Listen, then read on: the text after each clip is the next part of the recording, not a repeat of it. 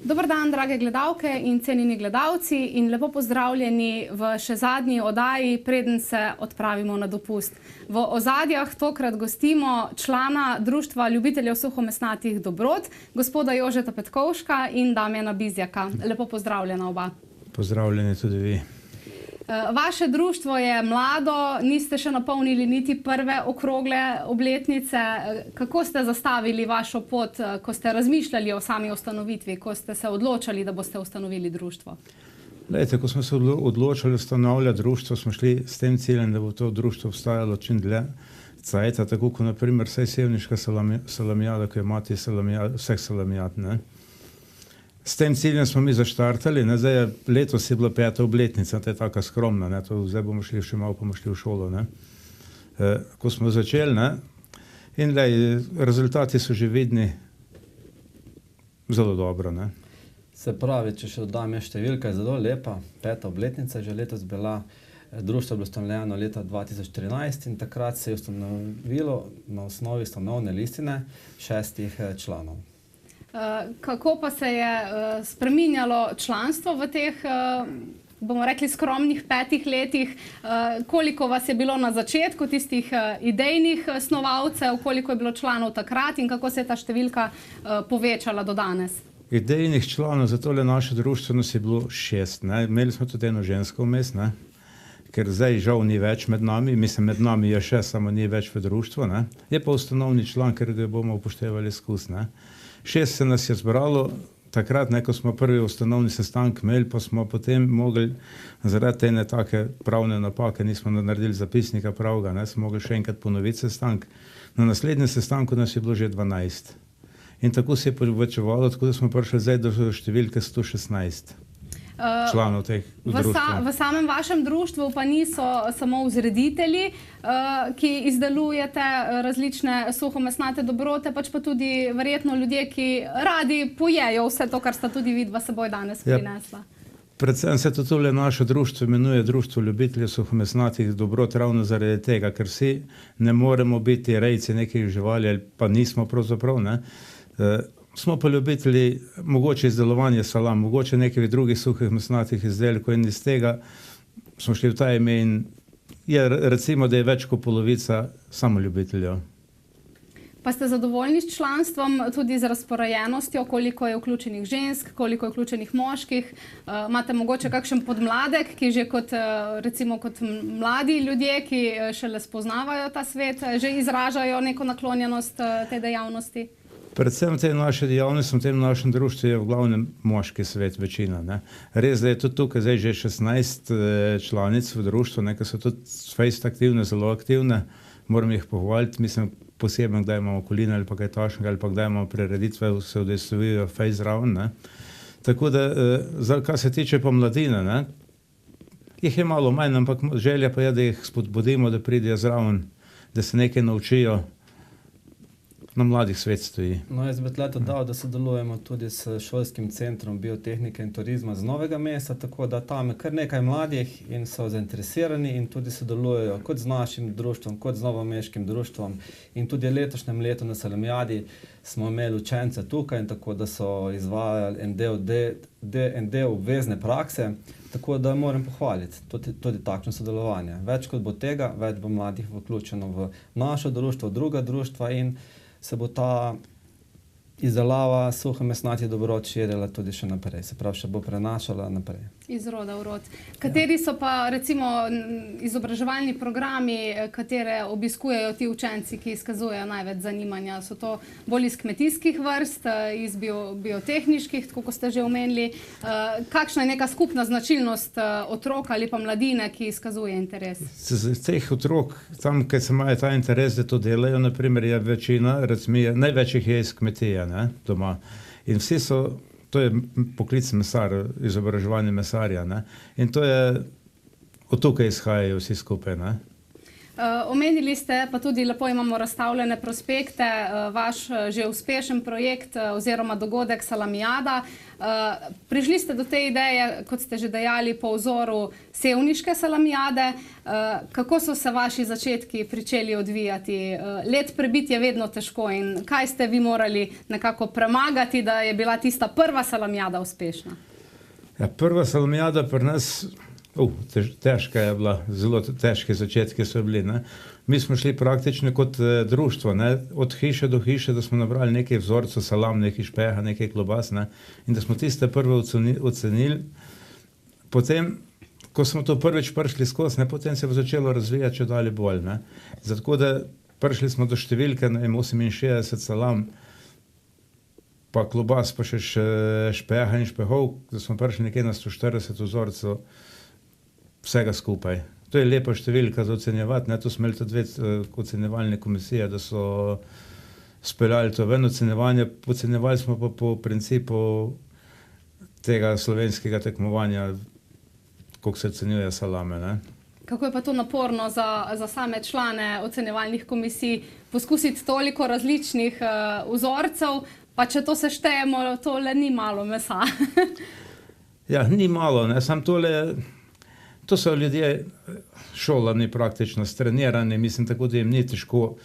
Imajo pol okusa, mislim, malo preveč v usih različnih okusov, ampak to se pol vse izenači z kruhi, z siri, z mogoče kozarcem vino, z vodo in s takimi stvarmi. Tako da okusi se neutralizirajo.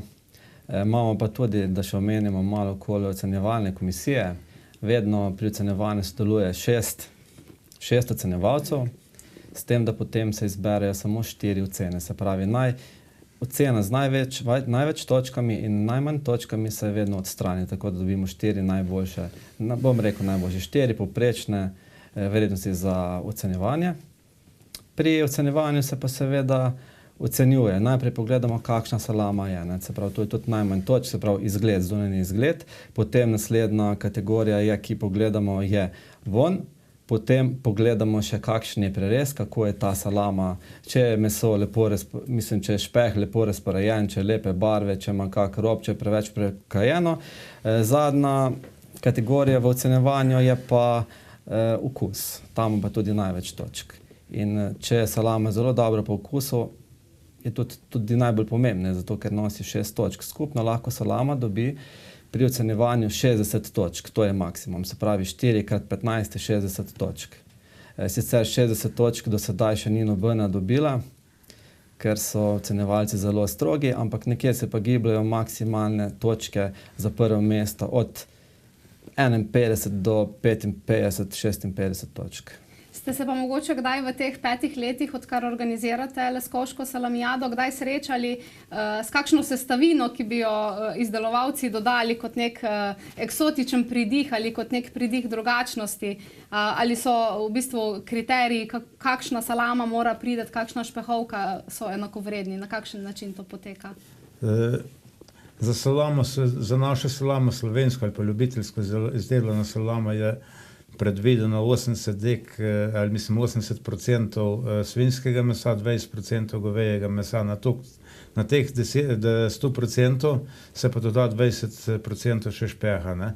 So pa eksoti tudi noter, naprimer konji so noter, so tudi probali so že z govejo salamo samo, kar je tudi ni najboljša, ne?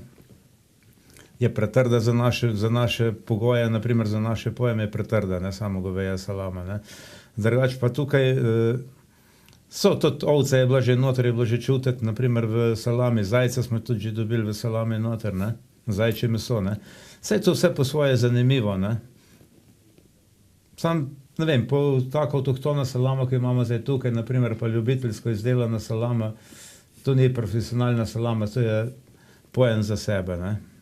To je izdelek domače izdelave, ki ima tudi svoj specifičen vonj, okus in ljubitelji sigurno to tudi prepoznajo, ne? Takoj prepoznajo, to ni sporno. No, seboj sta prinesla takšen ličen kovček, ročno izdelan, v njem pa same dobrote, seveda.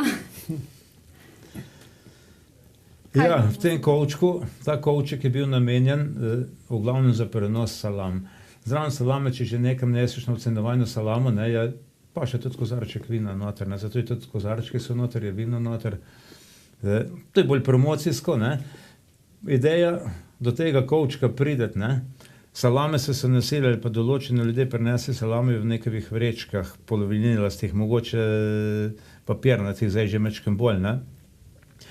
Meni se to ni zdelo ugledno, ne? Da bi to v nekem polovinilo nosil jaz nekovo salamo, ne?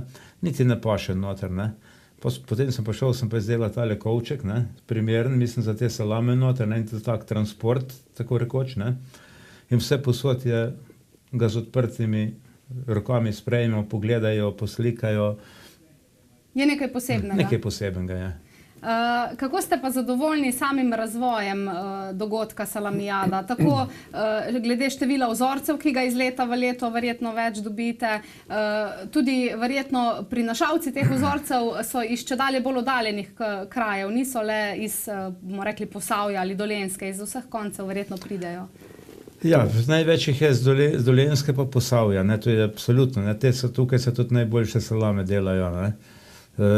Prihajajo pa tudi drugod, naprimer zdaj, ko smo imeli tole finale slovenskih salamijad, ko smo bili mi organizatorji, je bila najbolj oddaljena salama prinešena iz Nove Gorice, ne.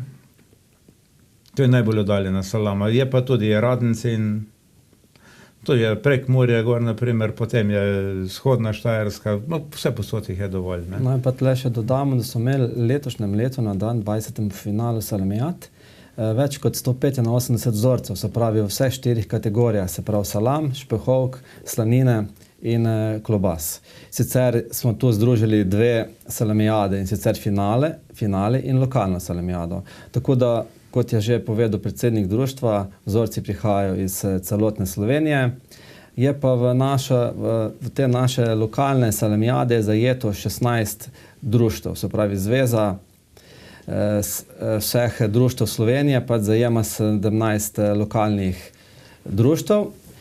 Zveza se pa tudi zavzema za to, da bi še razširili to. Se pravi, vsa društva v Sloveniji še niso tokrat zajeta notri, ampak se dela na temo, da bi zajeli tudi še en del društev iz Bele krajine in tudi iz Primorske. Se pa tudi kaj povezujete v zvezi sami, člani posameznih društev, da imate kakšne skupne projekte, skupna druženja, kakšne skupne ekskurzije? Ali je to prepuščeno vsakemu društvu posebej, da krmari s svojimi aktivnostmi in svojimi člani? Zveza društva Salamarjev Slovenije je sedež v Straži, ne. Tam se je društvo registriralo pred enim dobrim letom, 2 leti, ne. In od tam izhajajo vse, naprimer, direktive za organizacijo salamijad, kje bo katera salamijada, pa potem tudi zveza določi ali pa predvidi, mislim, zbira podatke z teh lokalnih salamijad, ne, in ona določi tistih 10% najboljših, ki se vrstijo na finale. In vse te dogodke, ki so za širšo javnost oziroma se je udeležijo ljudje iz različnih koncev in krajev, potem na koncu pospremite tudi z veselim druženjem, z glasbo. S katerimi društvi ali organizacijami vse sodelujete pri organizaciji samega dogodka Salamijade? Ja, v Krškem sodelujemo tudi z društvom Aktiva kmečkih žena, potem sodelujemo tudi s kulturniki, potem vedno moramo dobiti eno dobro glasbeno skupino, tudi tega ne sme manjkati na prireditvi. Vsekakor, pa, kot sem že omenil, imamo pa še vmes kakšne kulturne vložke, kakšen skeč, vsekakor pa tudi z nami sodeluje tudi krajevna skupnost Leskovec, Veliki Podlog, občina Krško, brez sponzorjev pa seveda tudi ne gre. Ravno v začetku meseca junija ste v Leskovcu dobili tudi en del prostorov, ki boste lahko v vašem društvu koristili, namreč večnamenski prostor je bil obnovljen oziroma odprt. Katere dejavnosti tam izvajate, glede na to, da imate nekaj dejavnosti, ki so na prostem, ki so omejene s prostorom in je verjetno pomembno, kaj počnete zunaj, kaj počnete pod streho? Zdaj, naprimer, ko smo dobili ta prostor, naprimer, tam večnamenski dom, mi smo dobili eno pisarno, noter se je delimo še z Rdečim križem, pa z onim društvom za izgnance. Smo 3 v enem prostoru, ker ni sporno, je dosti prostora noter, ne. Tu je noter. Potem so pa še 2 sejne sobe, ena manjša dol od spodaj, v pritličje, ena pa v nadstropju večja, tam nekje za 70-80 ljudi. Tam se lahko sestankuje noter, večje sestanke, lahko se napravi zbor članov, ki mora biti vsako letnje, ne, komod se tam naredi. Potem od spod se lahko manjši sestanki v tisti sejni sobi spodnji, pa tudi v pisarni je dosti prostora, ne, kar se tega tiče, ne ostalo. Kar se tiče pa prireditev, naprimer, kot ta sama salamijada, mora biti pa nekaj drug prostor, nekaj drugej, mora biti šotor pokrit, ne moreš več delati na prostem, ker tu je le hrana, tudi zraven ne mora biti na prostem, sploh ne, posebej, če slabo vreme ne gre skupaj, ne. Tako da zmerno mora biti nekaj šotor, ne. Se pravi, ste tudi s to pridobitvijo, ki ste jo vi kot eno izmed društev v Leskovcu, v sami krajevni skupnosti, ste zadovoljni, da ste dobili neke prostore, kjer lahko ali kaj uredite administrativnega, ali pa konec koncev se podružite in izvedete tiste aktivnosti, ki so zakonsko predpisane? S tem prostorom smo zelo zadovoljni. To je nesporno, ne? Zelo. Pa zelo nam bo prišlo prav tudi, kot je predsednik omenil. Imamo spodaj v tej zgradbi tudi lep prostor z posebnimi mizami, posebnimi lepimi mizami, novimi, vse na novo opremljeno, ker bomo lahko te naše izdelke tudi degustirali. To je tudi glavni point druženja, da mi te izdelke, ki jih naredimo, tudi degustiramo in si povemo, ta je dobra, ta je odlična, ta bo naslednjič še boljša. Se pravi, si izmenjamo dobre izkušnje in tudi slabe si delimo, da se naučimo, kaj ne smemo delati, kaj nismo dobro naredili, da smo naslednjič še boljši. Odlično, se pravi, vzamete vsako sodelovanje v smislu napredka in razvoja. Predvsem to. Ena izmed aktivnosti, ki jo tudi že lahko rečemo tradicionalno prikazujete in izvajate, so koline, ki so praviloma v zimskem času, ko je mrzlo, in ta dogodek gostijo že nekaj let Meničevi iz Malega Podloga. Kaj je posebnost tega praznika? To je en velik kmečki praznik, tako rekoč, ne? Zelo velik praznik. To je bilo tudi, naprimer, včasih tudi otroci, ki so bili šoloobvezni, niso šli v šolo, kdaj so bili doma koline. Kako so se razvlekle, kako dolgo, koliko dni? Ni to stvar, ki se v enem dnevu zaključi, če gledamo od trenutka, ko prašiču neha biti srce, pa do tedaj, ko se vso meso pripravi ali pospravi? Ja, to traja skoraj en teden, ne.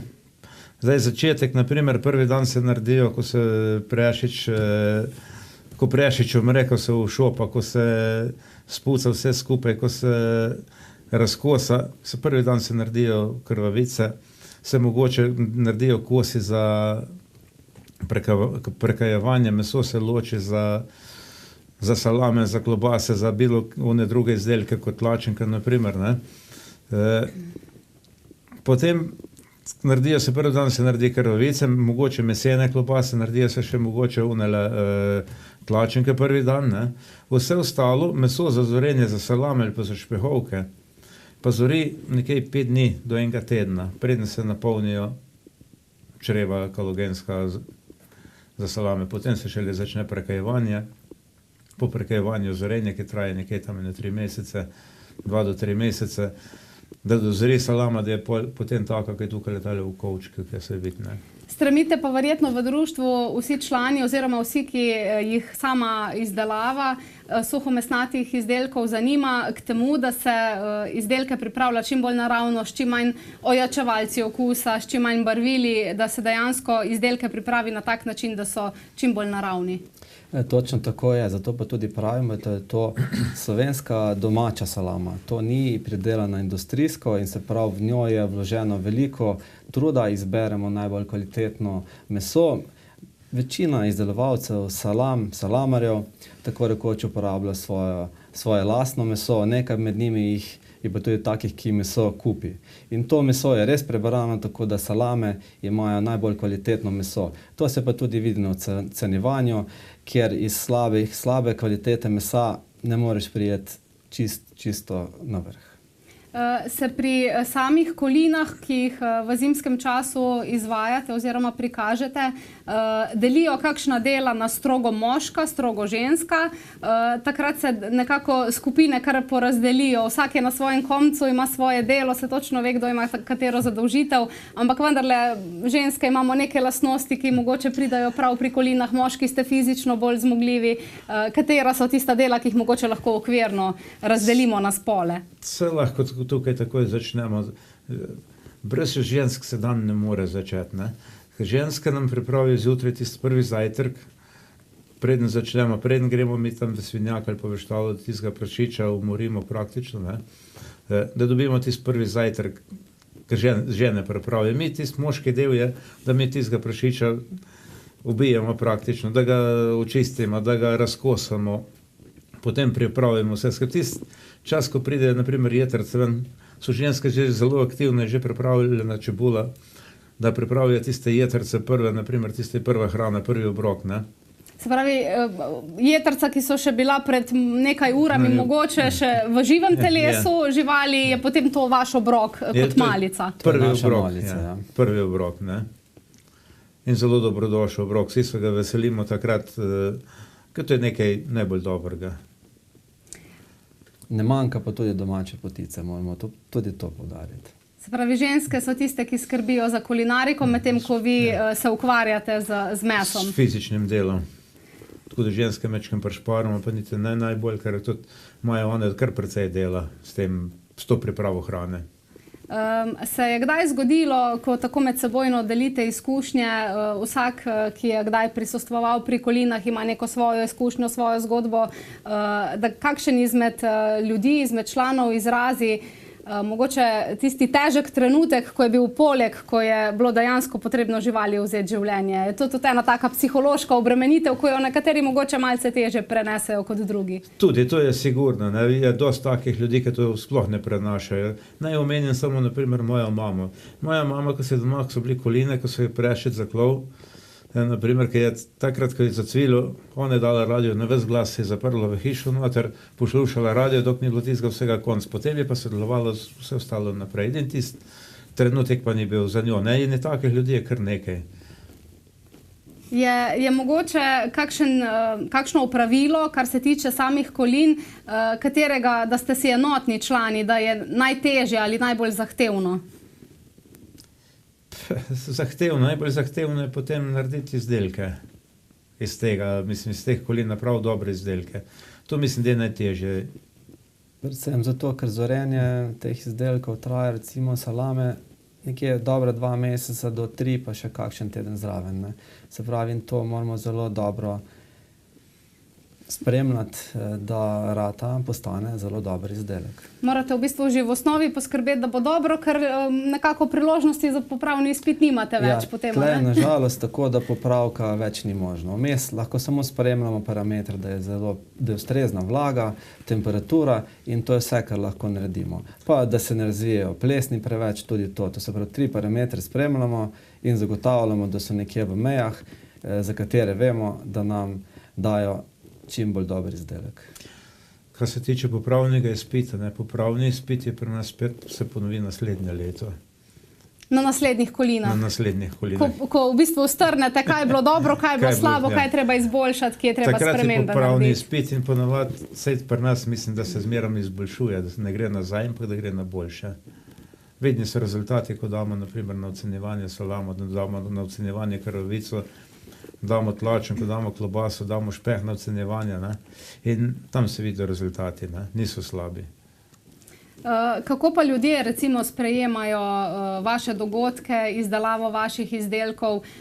Čedalje večja je sicer osveščenost, da je naravno dobro, da je lokalno pridelano bolj kvalitetno, ampak še vedno pa je nek delež ljudi, ko pa recimo prevaga tista nizka cena v veleblagovnicah, pa mogoče malce na eno oko zamežijo, pa spregledajo ta pomen lokalnosti in domače izdelave.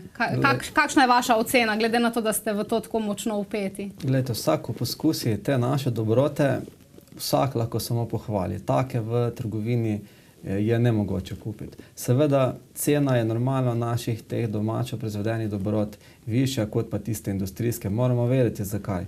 Treba je pripraviti, vzrediti prašiča, ki je v največjem deležu zastopanega v salami in v drugih izdelkih tudi.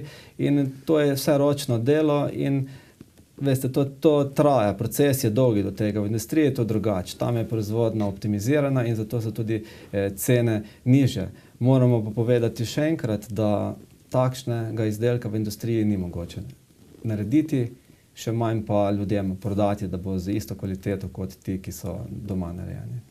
Kakšne so pa vaše izkušnje z tega področja? Kolikor se srečujete z ljudmi, ki so že poskusili vaše izdelke ali pa ki so že mogoče prišli do tega spoznanja, da je lokalno boljše kot pa nekaj, kar je masovno proizvedeno? Poglejte, mi v tem našem društvu, naprimer, zmeraj gremo, pa se nekdo najde napravi nekaj nov izdelek, ne? Ker še ni bil nikoli predstavljen nekje. Naprimer, mi smo šli napraviti krompirjevo klobaso za dodatkom krompirja, ne? Prvič je bila predstavljena v Kostanjevici na Krki na domačih kolinah in tu so sprejeli odprtih rok. Niso mogli prehvaliti, naprimer, tiste klobase, tako kot so je tam probali. In tu pohvale padajo, naprimer, na te naše salame čez celo leto. Zdaj smo naredili, naprimer, jaz sem se letos spravil napraviti eno salamo iz ribjega mesa, ne? Kaj tudi nekaj druga, ker so zdaj neki strokovnjaki probavili to salamo, sploh niso poštudirali, da je to riba noter. Je v tako manjšem deležu, da se ne čuti? Ne, 80% je ribe, pa 20% svinjske maščobe in je nekaj in. In kako so ljudje to sprejeli, ko so dejansko zaužili, pa niso vedeli, da je riba, potem pa ste jim povedali, da je to ribja salama? Malo so se čudili, ne? Ampak glejte, v glavnem je pa to kar dobro skozi prišlo, ne? Pohvale padajo nasploh. Odlično. Moramo pa tudi poudariti, da naredimo ogromno število narezkov, degustacij in vedno dobivamo samo pohvale. Vsi naše izdelke zelo, zelo pohvalijo in si jih želijo imeti. Želijo si jih kupiti od nas, tako da bodo tudi doma degustirali. Ob kakšnih priložnostih pa izdelate narezke, s katerimi nekako podcrkljate tistega, katerim ga prinesete? Največkrat nas določene organizacije, krajevne skupnosti kar pokličejo, da bodo imeli določene prireditve in takrat mi zraven sodelujemo in jim pripravimo lepo vse naše suhomesnate dobrote.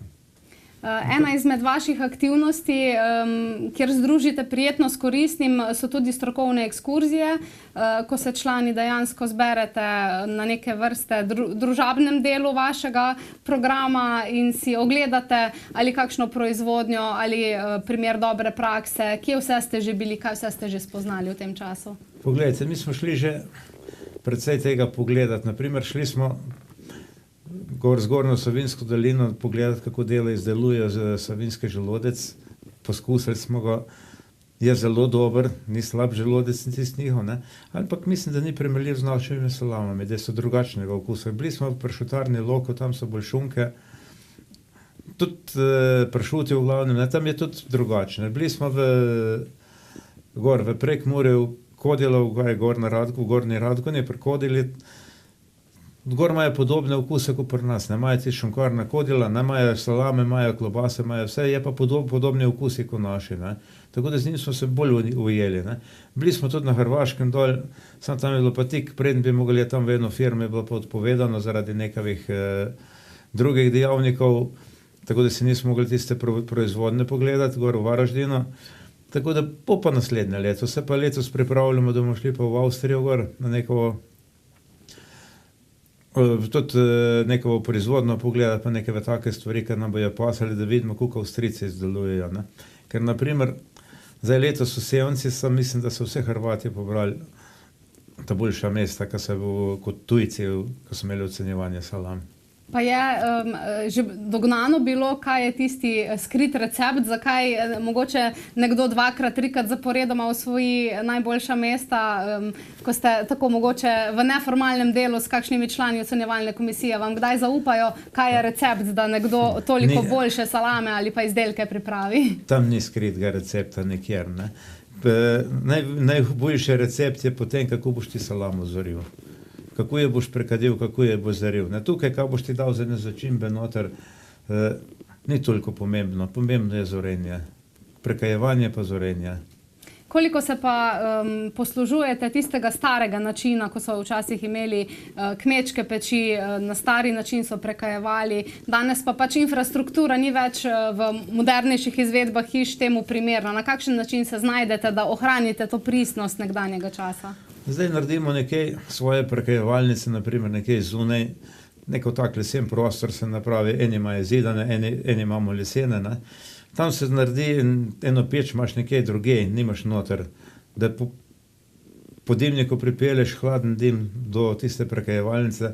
Boljše je noter dati nekaj element, da ti se greva prostor na drugačen način, naprimer na elektriko, ker lahko ravnavaš temperaturo, da nimaš previsoke temperature. Ne. To je zelo pomembno pri prekajevanju. Potem pa zorilnica je pa spet pojem za sebe. Teh kleti je če dalje manj takih, kot so bili včasih. Ne. Včasih smo imeli v kleti in krompir in ne vem, mogoče kolerabo, tisto, ko so še prašičem foter ali pa vse take stvari so bili noter in tam je bilo zmeraj dosti vlage, primerna vlaga, da se to držalo. Ker zdaj pa teh prostorov zmanjkuje, se naredi pa ena zorilnica, poravnavaš z elektriko, elektroniko. Pa je neke vrste tudi laboratorij, glede na to, da se da določiti stopno vlage in stopno temperature. Skoraj. Ampak nekateri pa še vedno delajo po starem principu, tudi prekajevanje. Še vedno najdemo člane, ki imajo stare peči še v stanovanju, ne bom rekel v stanovanju, v hiši, starejši hiši, ki še niso podrli in še vedno prekajajo te dobrote na podstrešju. Se čuti v sami salami, bomo rekli, če bi nekdo izdelal dve enaki salami, pa jih na različen način prekadil ali pa na različnih lokacijah. Je zaznana ta razlika ali so to malenkosti, ki se ne občutijo? To so malenkosti, to se skoraj ne da ugotoviti. Kako pa je treba dejansko suhomesnate izdelke, naj bo to špehovka, tlačenka, salama, vse, kar dejansko zahteva neke posebne pogoje, kako se to hrani, da se čim bolj ohrani okus, von, barva, navsezadnje, da vse tisto, kar vi pripravite kot najbolj kakovostno, potem, ko človek nareže, za narezek tudi občuti? Poglejte, zdaj to v teh modernih cajtah, naprimer, salama, ko dozori, ko vidiš, da je salama zrela, je greš prej parkrat probat, pa ne, moraš jih več probat, da vidiš, da je točno, da je prav dozorela, potem je zavakumiraš, je daš v hladilnik, naprimer, na plus 5 stopinj, počaka 1 leto ali več, brez težav. Glej, tako se napravijo tudi klobase, naprimer, špehovke, naprimer, te suhe kosi mesa prekajeni, naprimer, za suhe narezke, to je vratina največ, ne. Pršutov kmečkih danes ni, jih je bolj malo, prekajenih kmečkih pršutov, da se doma dela. Je pa teh kar precej, naprimer salam pa tega, ne. To se vse pol zavakumira, spravi na plus 5 stopinj in počaka, ne zamrzuje se več, ne. Vemo pa tudi, da nekateri člani shranjujejo določen del izdelkov tudi v vinskih kleteh, katere so zelo hladne in vreme, se pravi, višja temperatura nima vpliva na temperaturo v kleti. Se pravi, isto vakuumirajo vse izdelke in jih hranijo kar v kleti. Kolikšna je pa potem življenjska doba takega izdelka, ki je zaščiten pred zunanjimi vplivi? Ja, če imajo tako, da ni v hladilniku, prav tako zdrži do naslednje sezone. Se pravi, če so izdelek vakuumiran nekje v marcu, do novega leta brez problema je uporaben. Danes smo nekajkrat pri izdelavi salam omenili različne živali, ampak glavnina, ki je v samih salamah, je pa vendarle prašič in na našem območju, na Dolenjskem, v Posavju, je značilna posebna vrsta prašiča, ki je še posebej cenjena, to je krškopoljski prašič.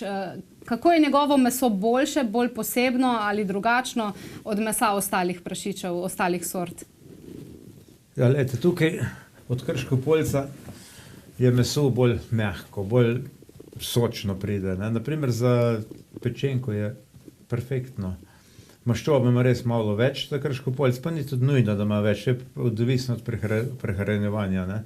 Koliko se prašič prehranjuje, če ima več take hrane, da gre slanina gor na njega, špek, da se nabira, ne, je več špeha, normalno, ne. Samo za izdelovalce suhomesnati dobrot je to zaželjeno, ker vso slanino, če jo ima prašič več, kar za Krško-Poljca je značilno, se porabi. Se pravi, če bi imeli normalne prašiče, ki je v večini v Sloveniji redijo, da imajo zelo malo špeha na sebi, tega špeha ni dovolj za pridelavo suhomesnatih dobrot, predvsem salam, kjer se ga kar dovolj porabi. Kateri del pri prašičih nasploh, ne samo pri Krško-Poljcu, pa je najbolj cenjen, bodi si v surovi obliki ali pa potem v predelani kot v izdelku? Kaj te povratne informacije, ki jih dobite strani ljudi, ki uživajo, čemu so najbolj naklonjeni, kateremu delu?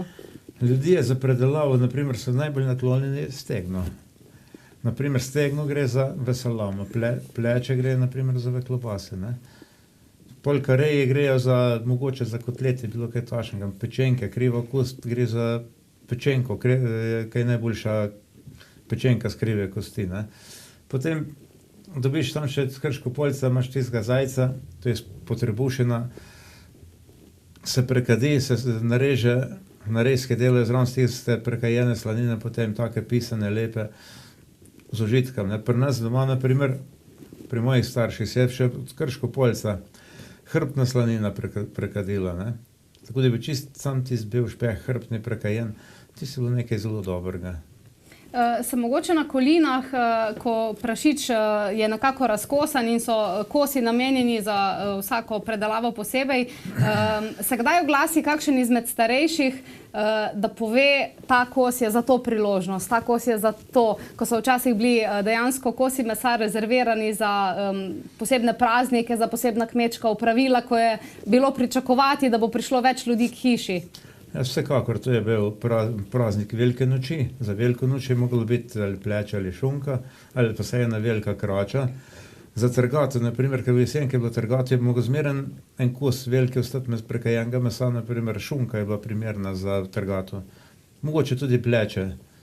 Ostali kosi, naprimer, prej, ko si še dosti fizično delalo, ne, se je tudi, naprimer, glava prekadila, svinjska glava si prekadila, se je to skuhala, se je to pojedlo, naprimer, ko se je v vinogradu kopalo.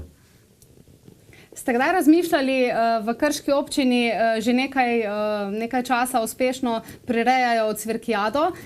Vi ste bolj naklonjeni seveda salamijadi, ampak ko ste omenili ravno prekajanje svinjske glave, se spomnim, da neko leto so razstavili dejansko prašičjo glavo, je bilo zelo zanimivo za videti.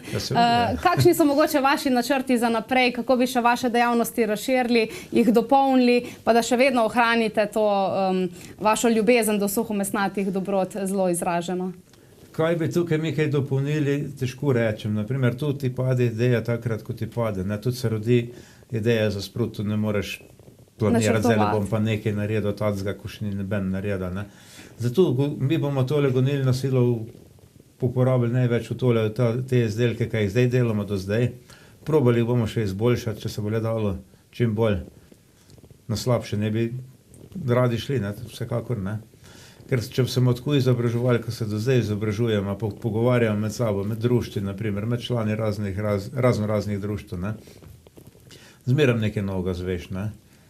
Ne, še dodam tle, da s temi novimi prostori bomo kvaliteto lahko še izboljšali, ker imamo zelo lepo okolje, da bomo lahko še več degustirali in se izmenjali pozitivne in tudi tiste malo manj pozitivne izkušnje.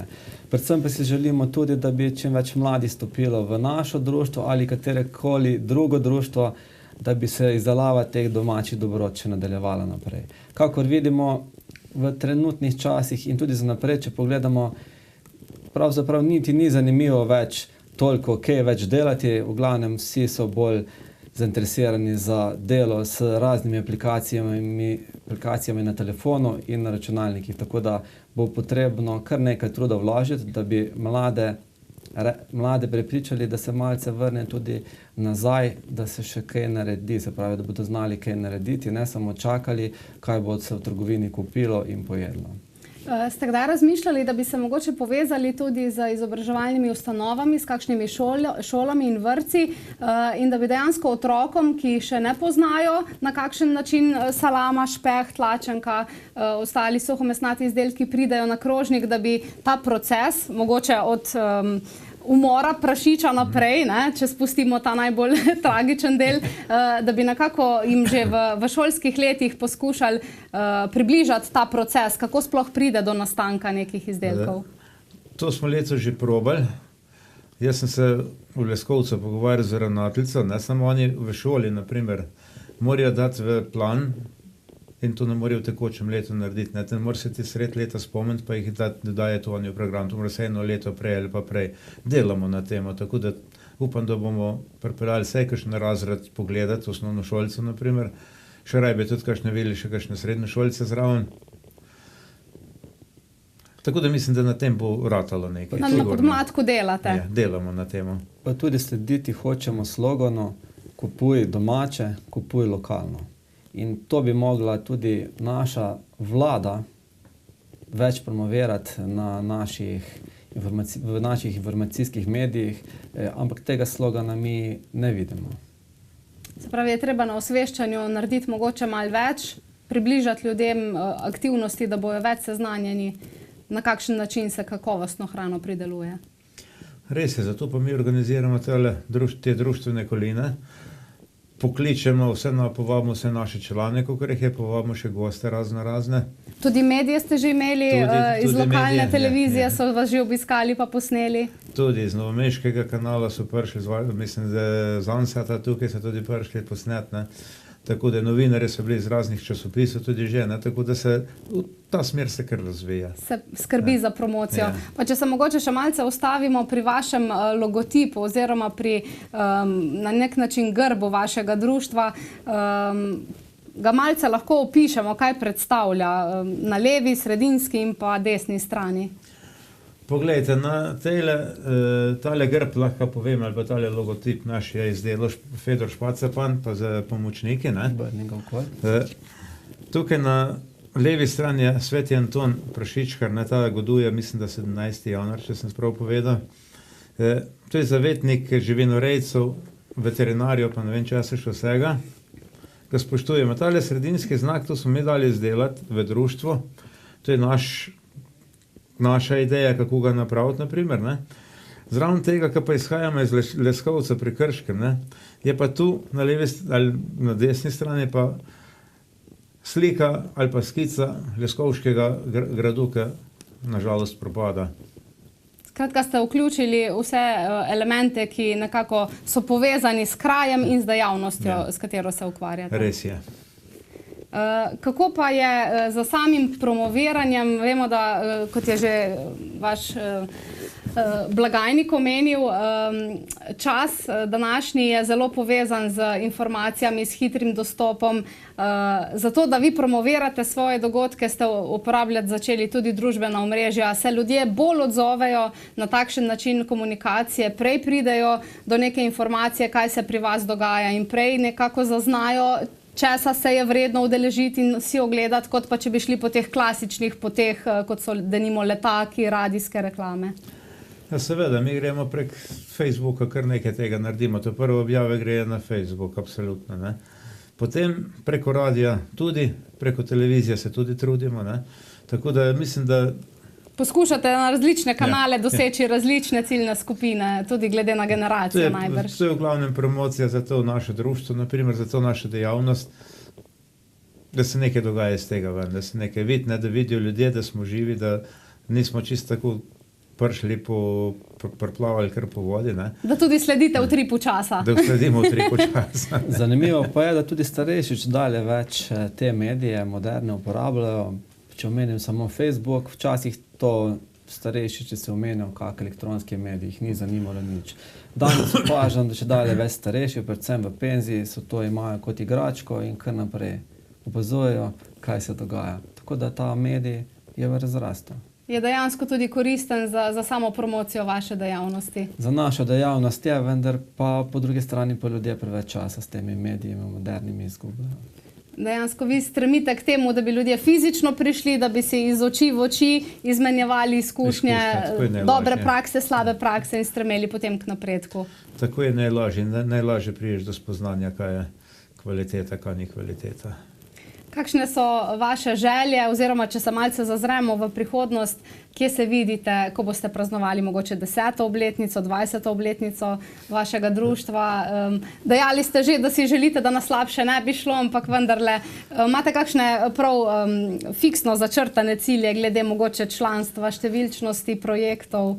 Glejte, tukaj zdaj te naše želje, mi smo hoteli prideti ali pa hoteli, ne? Tudi silom prilike, da smo prišli do tega.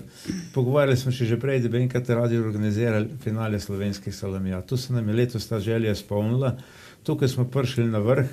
Krivc je res naš blagajni krivc tega, ne, ker je lansko let zmagal v Straži na državnem prvenstvu. Ne.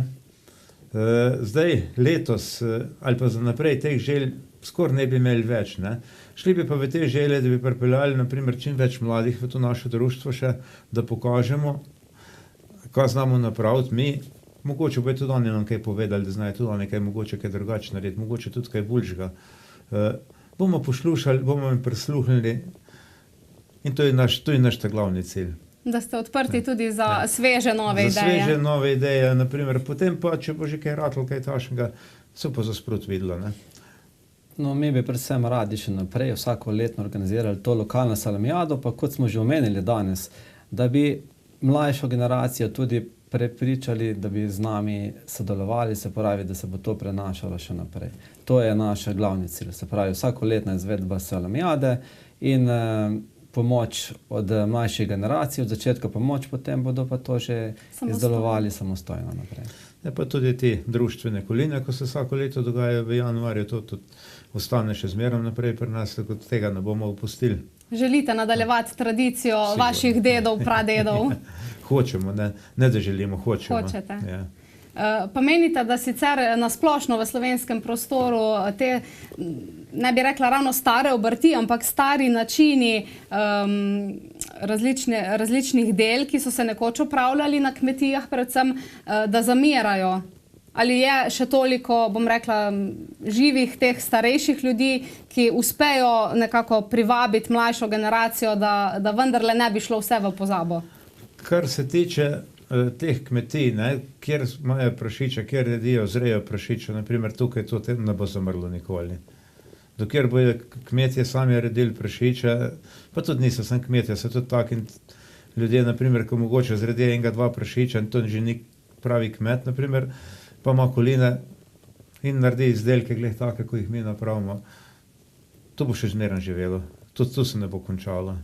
Skratka, to je dejavnost in to je združenje, ki ima prihodnost, ne glede na to, kako se bo čas vrtel naprej. To je dejavnost preživetja. Ja, to dejavnost, to moraš imeti rad, to moraš imeti v srcu, drugače to ne gre, ker vemo, da življenjski tempo je zelo hiter, se pravi, in če to rad delaš, da te to veseli, potem boš to delal tudi naprej. Se jemlje kot hobi in je to v veselje dejansko, ne kot v delo ali kot obremenitev, ne? Točno tudi, saj delajo tudi oni, naprimer, ko imajo profesionalci, naprimer, ki imajo mesarije, pa ko imajo dodatno pol še tisto dejavnost predelavo mesa doma, tisti se grejo delati denar, ne? To je pa pri nas je pa ljubiteljsko, ne? In želim vam, da to ljubiteljstvo razširite do takih razsežnosti, da boste sami zadovoljni in da boste dosegli ta vaš cilj, da dejansko vso to znanje, ki ste ga vi podedovali od starejših generacij, lahko prenesete tudi na mlajša generacija. Da boste imeli potem, ko boste pogledali nazaj, občutek, da je bilo vaše delo dobro, pomembno in predvsem za zanamce velikega pomena.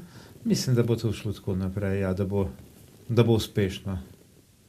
Hvala lepa obema, da sta si vzela čas in se udeležila našega današnjega pogovornega časa, ki smo ga si vzeli prav v ta namen. Želim vam, da boste uspešno peljali vse projekte, ki si jih zastavljate tudi v bodoče in da boste imeli čim večje število članov in čim večje število obiskovalcev na vaših prireditvah, pa seveda čim bolj kvalitetne izdelke, iz leta v leto boljše.